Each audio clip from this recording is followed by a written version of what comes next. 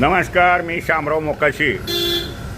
बेकायदेशीरपणे ज्या यूपी, बिहार, झारखंडला रिक्षा गेलेल्या आहेत विना परवानगी ज्या रिक्षा गेलेल्या आहेत किंवा मुंबईच्या, ठाण्याच्या ज्या रिक्षा आहेत त्या विना परवानगी महाराष्ट्रात कुठंही धावतात.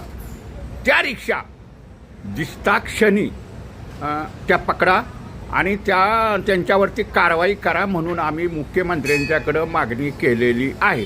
आता इथं काय नुसती बोंबाबोंब झालेली आहे माहिती आहे का?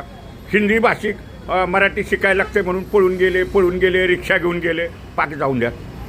वस्तुस्थिती ही आहे, सुमारे 50-60% लोक मे महिन्यात गावी जातात आणि हे विना परवानगी. रिक्षांना हे ठराविक क्षेत्रापुरतं मर्यादित त्यांना परमिशन दिलेलं असतं, परवान्यावरती क्षेत्र लिहिलेलं असतं आणि हे बेकायदेशीर परवानगी न घेता ह्या रिक्षा बाहेर ज्या गेलेल्या आहेत त्या महाराष्ट्राच्या सीमेत येतात. म्हणजे RTO विभागाचे तपासणी नाके आहेत, तिथं दिसतात त्या रिक्षा जप्त करा आणि त्यांच्यावरती कारवाई करा. मग त्याचा परमिटवाला कोण आहे, कुठनं आला, त्याचं पेपर आहेत का नाही, तिकडं यायची त्यानं परवानगी घेतली आहे का नाही, ही चौकशी करा आणि अशा गाड्या जप्त करा. कारण हिथं नुसतीच वरडावरड चालली आहे बघा की मुंबई सोडून गेले. हा अशक्य आहे. वस्तुस्थिती मात्र वेगळी आहे. मे महिन्यात सर्वच लोक गावी जातात आणि प्रत्येक वर्षाला हे जातात, आजच नाही. आणि विना परवानगी जे जातात त्यांना ट्रेनची तिकीटं मिळत नाहीत म्हणून. पण ह्या रिक्षा विना परवानगी गेल्या, त्या परवान्याचा दुरुपयोग केला, क्षेत्र सोडून त्या गेल्या.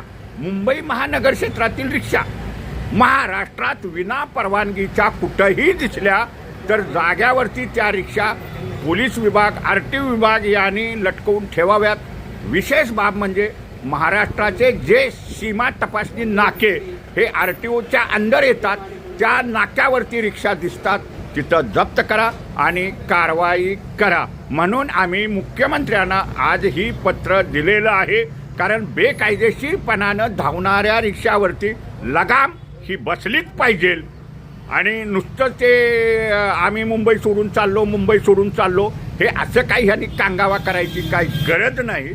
आता ते सर्वसाधारणपणे जूनमध्ये पहिल्या आठवड्यातच यायला सुरुवात होतात आणि दिसता क्षणी विना परवानगी महाराष्ट्रात रिक्षा धावणाऱ्या जप्त करा.